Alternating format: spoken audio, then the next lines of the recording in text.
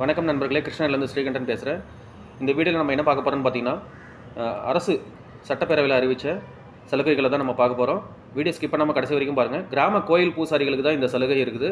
அதே போல் புதுமண தம்பதிகளுக்கு திருமணம் புதுசாக நீங்கள் திருமணம் செய்ய போகிறீங்கன்னா அவங்களுக்கும் நிறைய சலுகைகள் இருக்குது. தமிழ்நாடு முழுவதுமே இந்த சலுகைகள் பயன்படுத்திக்கலாம். அந்தந்த மாவட்ட நிர்வாகத்தை நீங்கள் தொடர்பு கொள்ளணும்.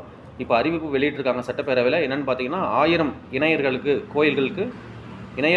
கோயில்கள் சார்பில் 4 கிராம் தங்க தாலி கொடுக்குறாங்க. அது உட்பட 70,000 மதிப்பிலான சீர்வரிசையும் உங்களுக்கு கொடுக்குறாங்க.